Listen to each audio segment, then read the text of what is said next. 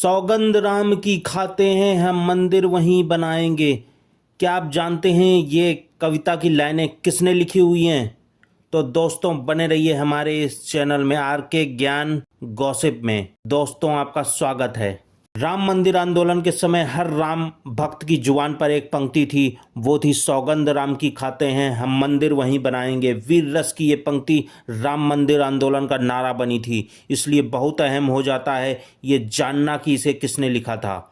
सौगंध राम की खाते हैं हम मंदिर वहीं बनाएंगे, वीर रस की ये पंक्ति राम मंदिर आंदोलन का नारा बनी। अब समय आ गया है कि 3 दशक पहले ली गई सौगंध के पूरा होने का, जो 22 जनवरी को पूरा हो गया। श्री रामलला की वहाँ पे प्राण प्रतिष्ठा हो चुकी है, इसलिए बहुत अहम हो जाता है ये जानना कि इस पंक्ति को किसने लिखा।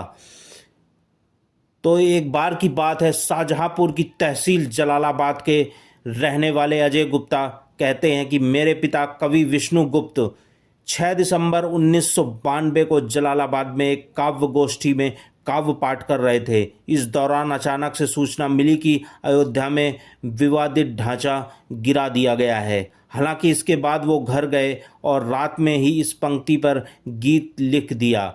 उन्होंने अपने इस गीत को और श्री राम पर लिखी अन्य रचनाओं को अपनी पुस्तक सौगंध में संकलित किया है। 1994 में मुंबई से आए गीतकार ने इस गीत को लयबद्ध तरीके से गाकर ऑडियो कैसेट भी रिलीज की थी। आचार्य राम मोहन मिश्र बताते हैं विष्णु चंद्र जी के अंदर साहित्य सृजन की अजब शक्ति थी। वह भले ही शैक्षिक रूप से मजबूत नहीं थे, लेकिन उनका साहित्यिक ज्ञान कमाल का था। उनके शब्द जोश भरने वाले थे। बाद में विष्णुचंद्र जी ने रचनाओं का संकलन जो है सौगंध नाम से प्रकाशित हुआ।